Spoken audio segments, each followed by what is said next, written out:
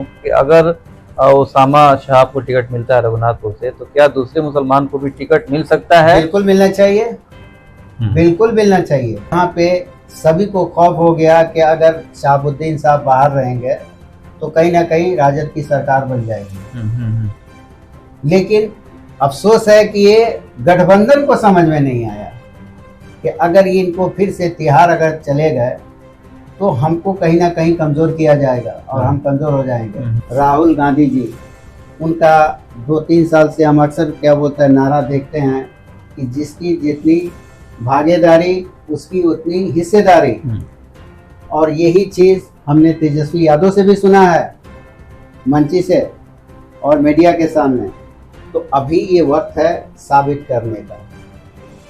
आप यहाँ पे घुसपैठिया की बात करते हैं, यहाँ पे बात रोहिंग्या की करते हैं, नेपाल की करते हैं और बांग्लादेश की करते हैं।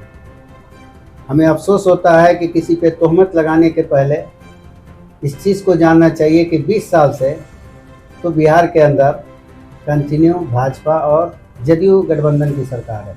उसके बाद ये 11 साल ख़त्म हो गया जिसमें मोदी जी खुद इस देश के प्रधानमंत्री हैं और उनके हाथों में सारा सुरक्षा, चाहे वो सीमा सुरक्षा हो या अंदर का सुरक्षा हो, सब कुछ है।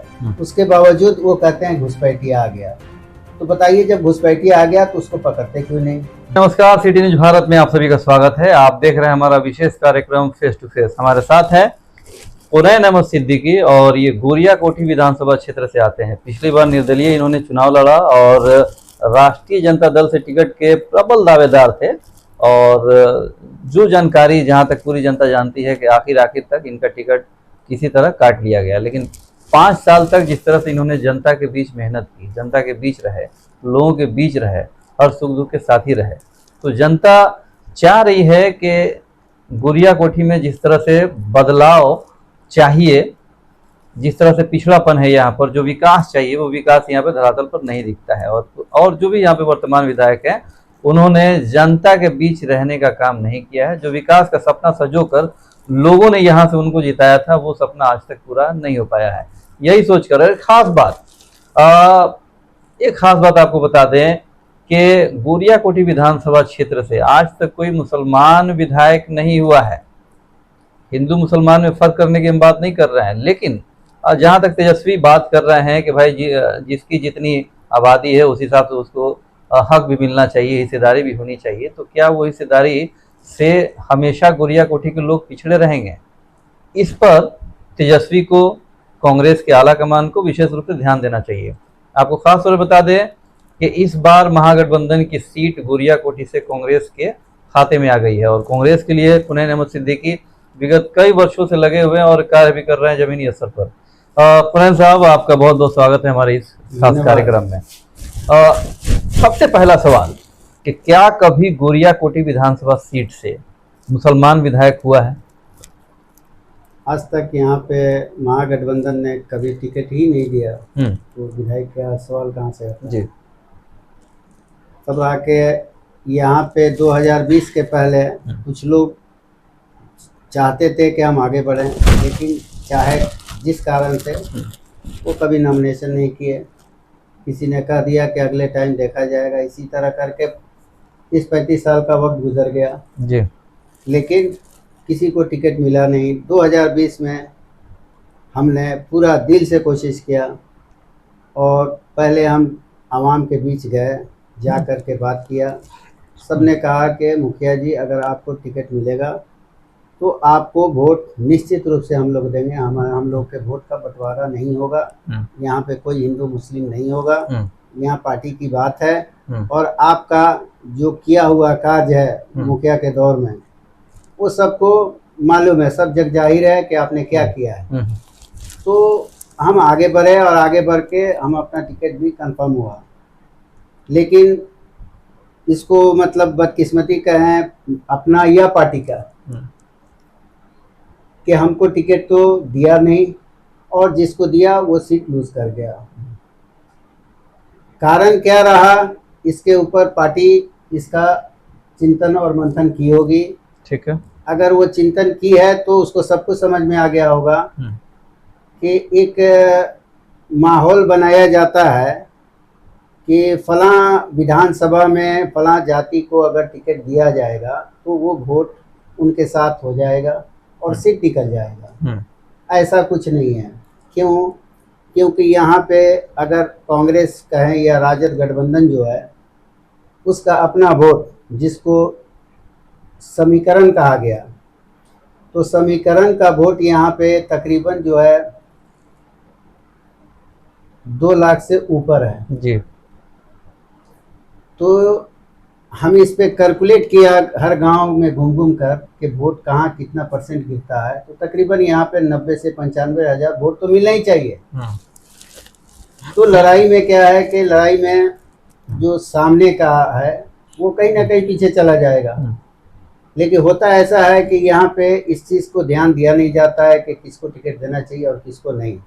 बस एक बात है कि फलां को टिकट दे दिया जाए और वो जाति का वोट सट जाएगा और हम सीट निकाल लेंगे। ऐसा कुछ नहीं है। जो वोट आपका है, जो कैडर वोट है, उस वोट के ऊपर अगर ध्यान दिया जाए तो हमें लगता है कि यहाँ पे राजद गठबंधन, कांग्रेस गठबंधन किसी को कोई हराना आसान नहीं होगा, बहुत मुश्किल चीज़ है। राजनीति जो है विशेष रूप से सभी समुदाय के लोगों के बीच विकास का नाम होना चाहिए। देखा जाए तो पिछले विधायक जो हैं वो एक विशेष समुदाय के लिए, विशेष वर्ग के लिए उन्होंने काम किया, जैसा कि जनता कह रही है। आप क्या कहेंगे, कितना गोरिया कोठी को पिछड़ा मानते हैं पिछले 5 सालों में? देखिए, सबसे बड़ा मुद्दा जो है वो रोड तो होता है जी। क्योंकि किसी चीज़ का विकास रोड के बाद ही होता है। तो रोड तो पिछले टाइम भी बना, जब यहाँ पे राजद के मतलब ये विधायक थे, हाँ, सत्यदेव सिंह, उस वक्त भी रोड बना। आज भी रोड कहीं कहीं बन ही रहा है। लेकिन यहाँ पे इतने दिन के बाद में शिक्षा के ऊपर यहाँ पे ध्यान नहीं दिया जाता कि यहाँ पे कॉलेज होने के बाद भी गोरिया कोठी में पीजी है। पहले पीजी नहीं था, अभी पीजी हो गया। तो लड़के के लिए सहूलत हो गया, लड़कियों के लिए सहूलत हो गया। लेकिन यहाँ पे कोई भी आईटी कॉलेज है ही नहीं। किसी बच्चे को पढ़ना है तो यहाँ से 100 किलोमीटर, 200 किलोमीटर या 500 किलोमीटर भेजना पड़ता है। इस पे जो है बिल्कुल हमारे गोरिया कोठी पीछे है। दूसरा चीज़ है कि यहाँ पे जब बात आती है कि हॉस्पिटल, तो हॉस्पिटल के मामले में अभी भी एक गोरिया कोठी हॉस्पिटल तो है, लेकिन उसका क्षेत्र बहुत बड़ा है जहाँ पे हर चीज़ अवेलेबल नहीं होता। कुछ दिन पहले तो वहाँ पे डॉक्टर भी नहीं थे, लेकिन अभी डॉक्टर हैं। मेरा मकसद ये नहीं है कि हम ये कहना चाहते हैं कि नहीं वहाँ पे डॉक्टर नहीं है या अस्पताल नहीं है या खुलता नहीं है। सवाल ये है कि हमको एक छोटी सी भी बीमारी हो तो फिर हमको सिवानी जाना होता है। तो आजकल के युग में प्रखंड के अंदर हॉस्पिटल इस तरह का तो जरूर चाहिए कि हमें सिवान फौरन नहीं जाना हो। यहाँ कम से कम प्राथमिक उपचार, प्राथमिक सुविधा लोगों को मिल सके। हाँ, क्योंकि सिवान जो है, सिवान सबके लिए मतलब बस की बात नहीं कि कोई जाता आता है तो उसका 2000, 4000, 5000 रुपया खर्च हो जाता है, तो सबके पास पैसा तो है नहीं। तो यहाँ पे इस सब चीज का सुविधा नहीं है। जो हाईटेक कहते हैं ना, वो हाईटेक वाली बात अभी आई नहीं है। रहा सवाल के हम बात अपनी ज्यादा करें कि यहाँ पे क्या चीज नहीं है तो वो हम करेंगे कि नहीं। तो यहाँ पे जो भी अगर विधायक हुआ वो पूरे गोरिया कोठी का हुआ, ऐसा कोई जात समुदाय विशेष का नहीं हुआ। क्योंकि जो जीतता है वो सबका हो जाता है और काम हर क्षेत्र में होना चाहिए, हर समुदाय के लिए होना चाहिए, हर वर्ग के लिए होना चाहिए।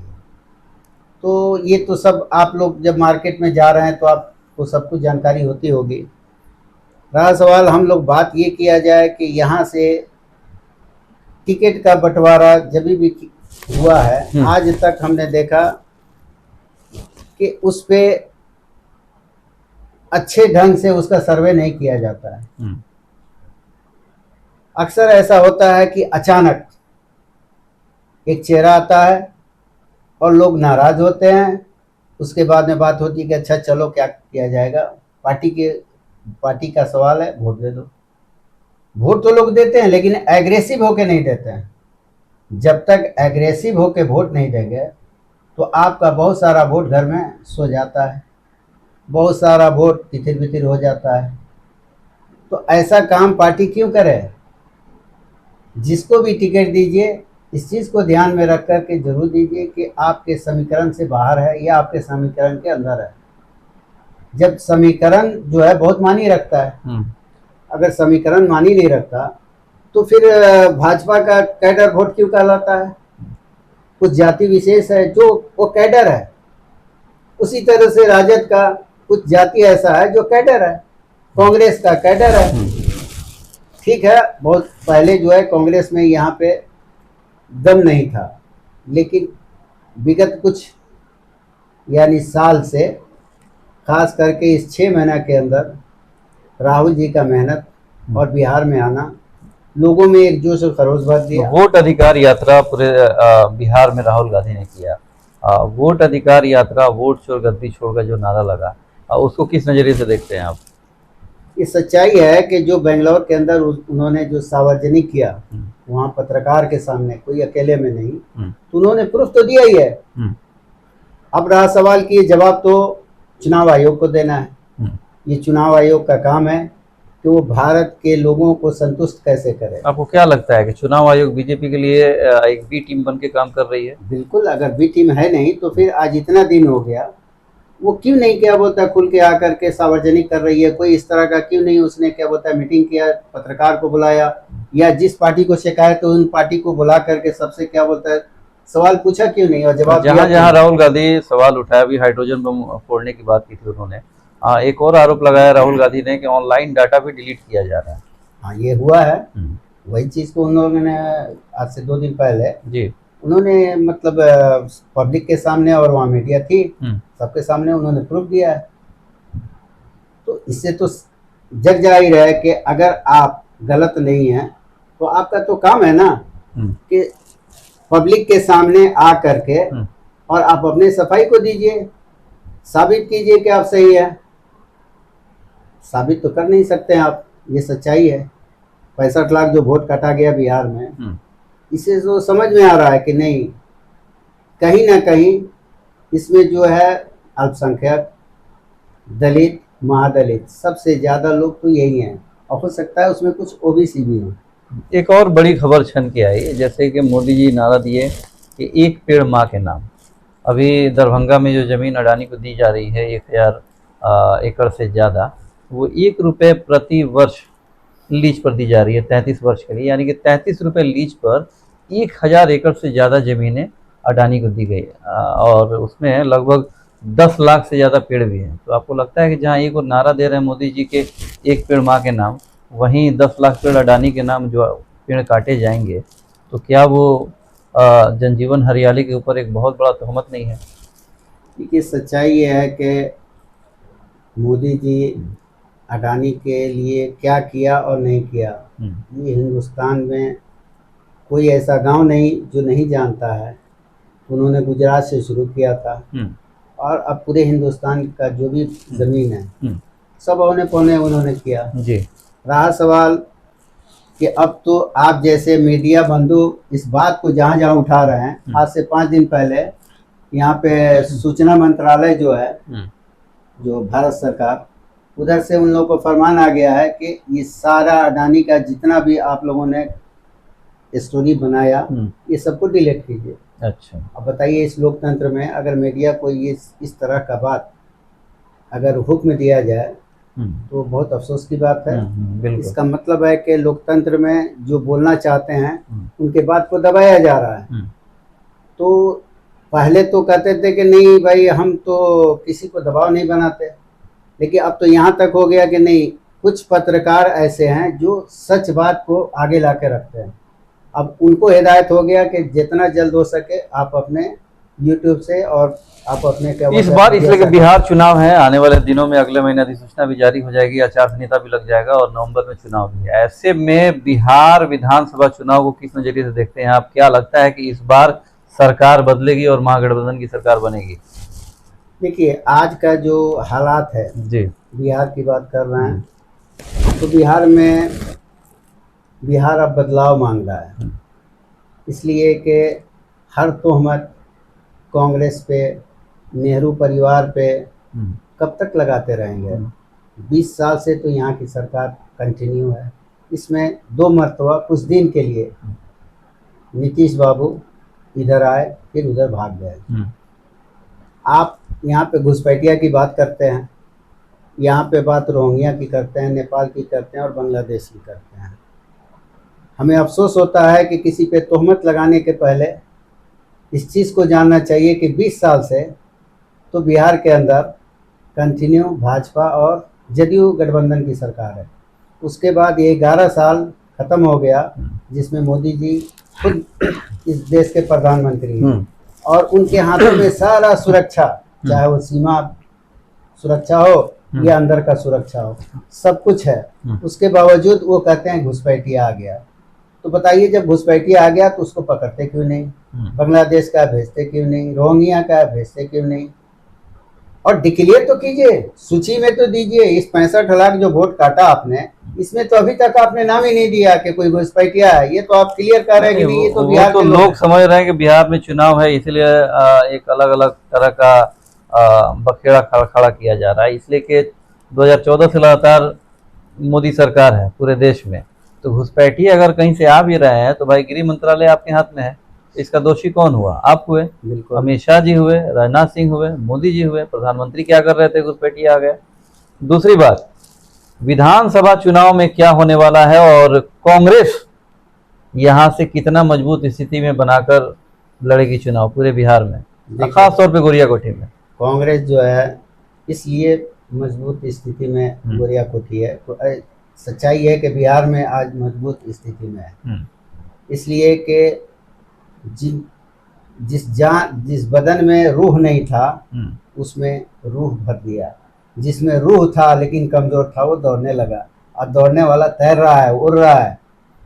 आज आप देखें, आज से 5 साल पहले का इलेक्शन देखिए, ये जो है कांग्रेस का हाथ छाप बहुत कम दिखाई देता था। कहीं 1000 झंडे में 5 झंडा होता था, आज 1000 में कहीं पे 700 हो जा रहा है, कहीं 500 हो जा रहा है, कहीं 800 हो जा रहा है। कार्यकर्ताओं में एक नई जोश उमंग आई है, बिल्कुल आया है, इसमें कहीं से दो राय नहीं है। और कार्यकर्ता का जोश खरोश जो है कहीं ना कहीं इस चीज़ को मतलब साबित करता है कि हम यहाँ से जीतेंगे।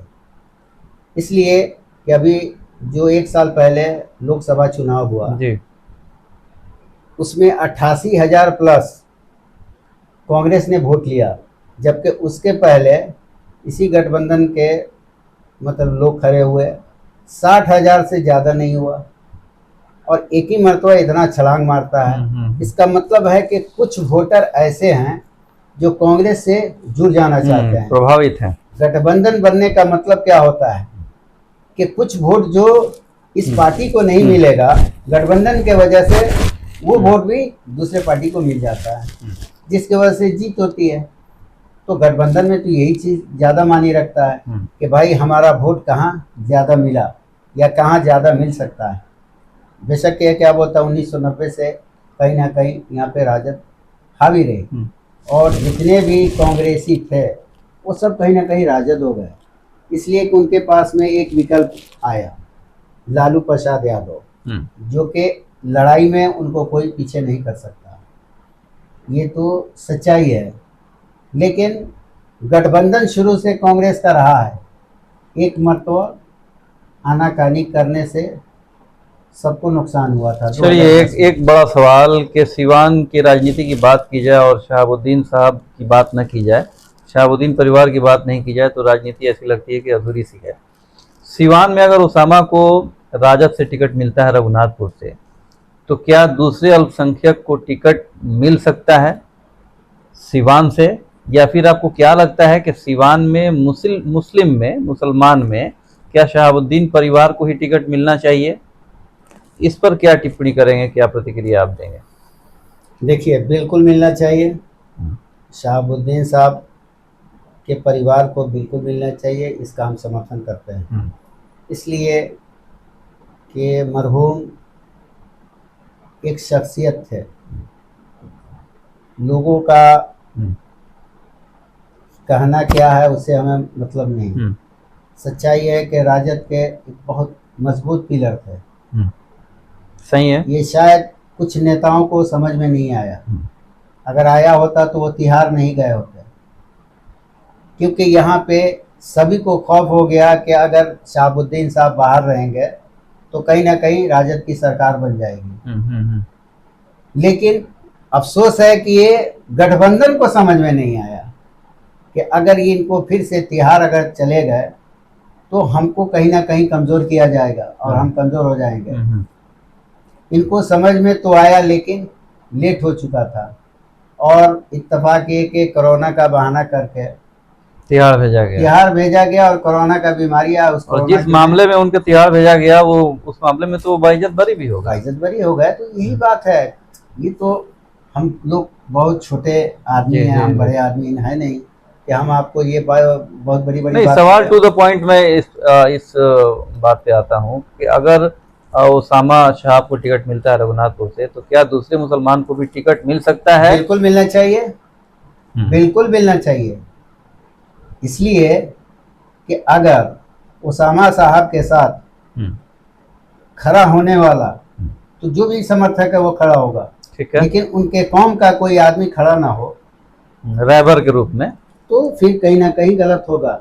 आज देखिए बात पुरानी याद कीजिए, यही शहाबुद्दीन साहब उसी लोकसभा में बैठे थे और यही ओवैसी साहब ने जब खिलाफत किया तो भाजपा के लोग उनको खड़े हुए और बदतमीजी करने लगे। तो आज भी वो कैमरा जब ऑन होता है तो सभी लोग देखते हैं कि उसी लोकसभा में जब वो खड़े हो गए, खड़े होने के बाद कहीं ना कहीं ओवैसी साहब को समर्थन मिला कि भाई ओवैसी साहब गलत तो बोल नहीं रहे थे।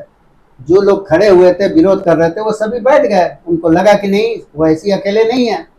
अगर ये लोकतंत्र है तो लोकतंत्र में हमें आज़ादी है, हमारा काम है लड़ना और सबके लिए लड़ना। लेकिन अगर हमारे ऊपर कोई वार होता है तो उस वक्त भी तो हमारा कोई साथी चाहिए, बिल्कुल चाहिए, तो होना ही चाहिए।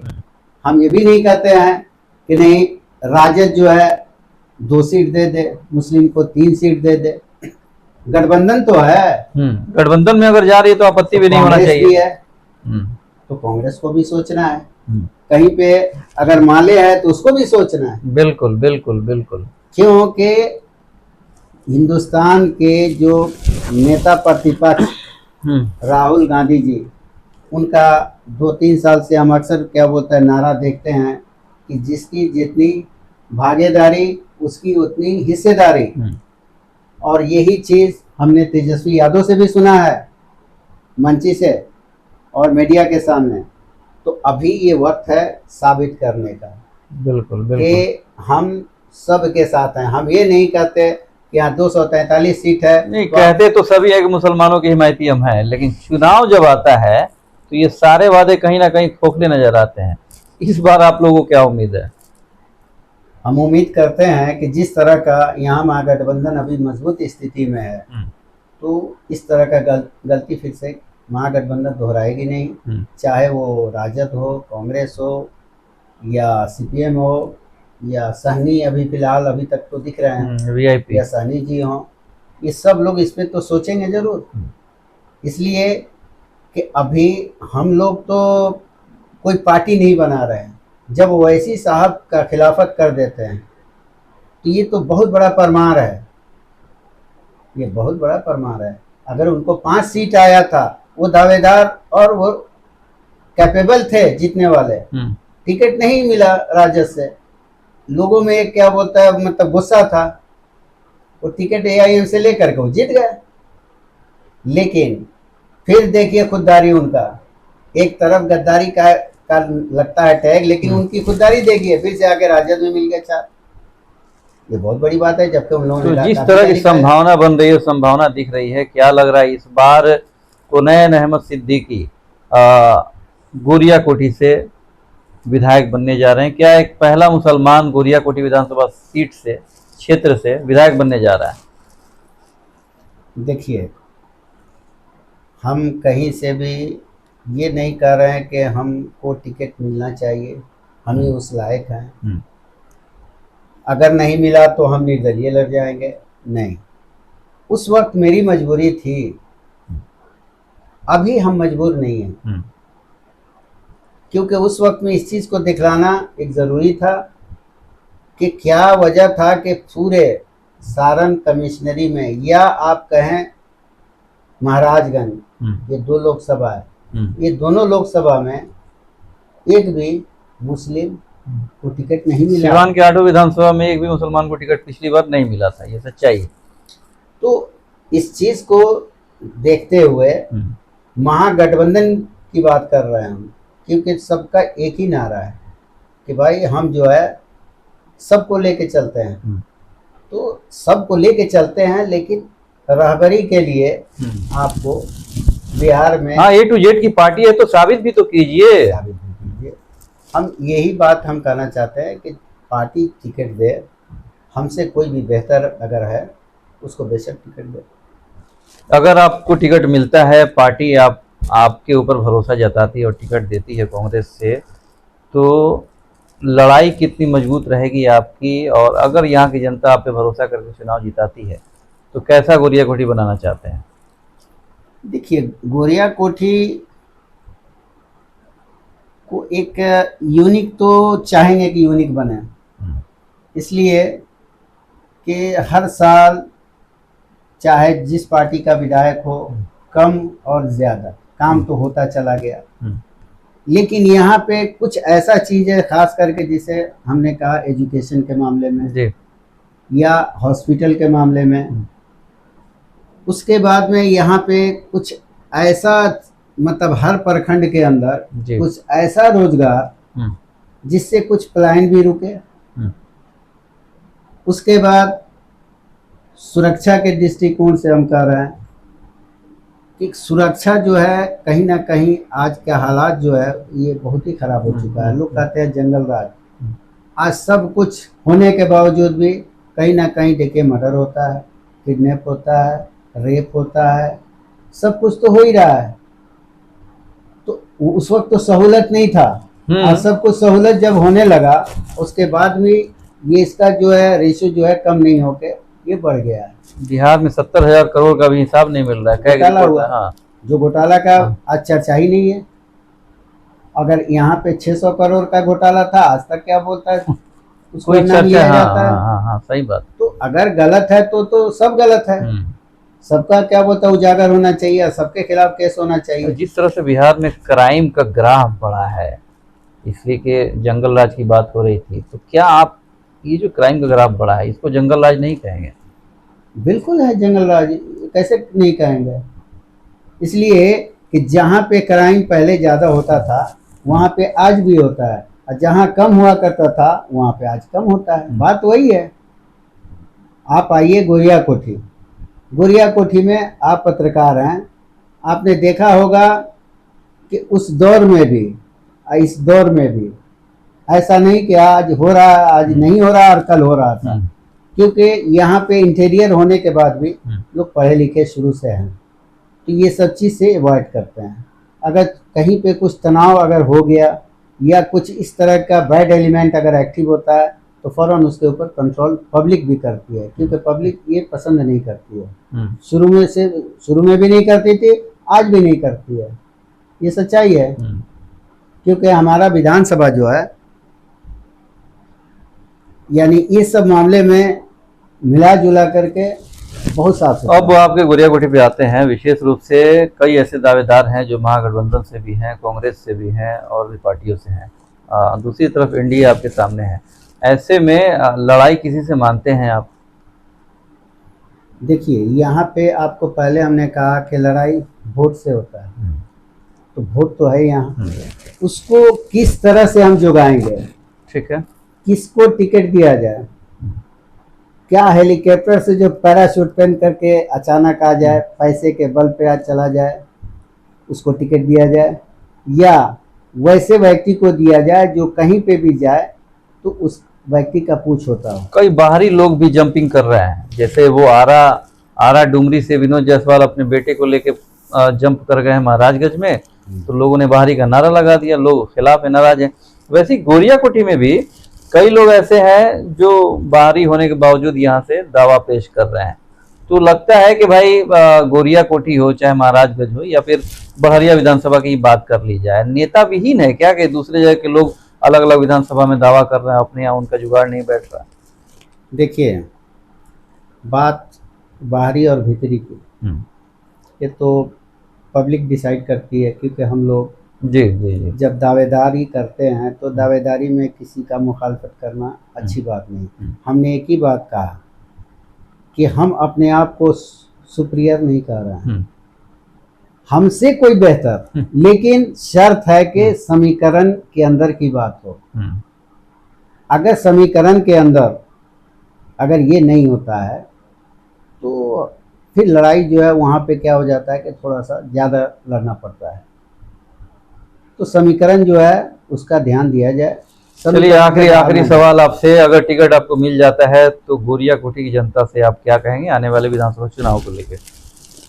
हम यहाँ के पब्लिक को यही कहेंगे कि आप लोगों ने ये विगत 5 साल देखा और देश के हालात को देखा, महंगाई देखा, आपके अधिकार को किस तरह छीना जा रहा है वो देख रहे हैं आप जी। ये सब को देखते हुए महागठबंधन को एक मरतबा जरूर मौका दीजिए और आप भी अपने विधानसभा में प्रत्याशियों के बारे में कम से कम सर्वे कीजिए और ऐसे व्यक्ति को टिकट दिलवाइए और आप डिमांड कीजिए कि जो व्यक्ति जहां जाए उसको वोट मिले।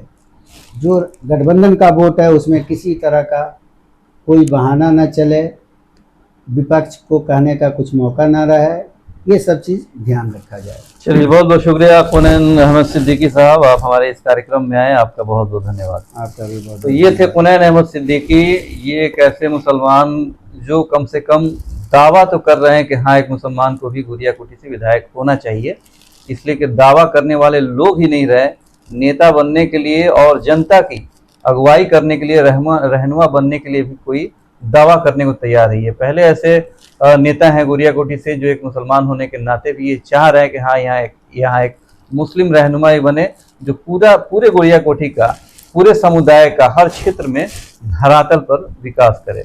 फिलहाल के लिए पूरे सिटी न्यूज़ भारत की टीम को दीजिए इजाज़त। नमस्कार।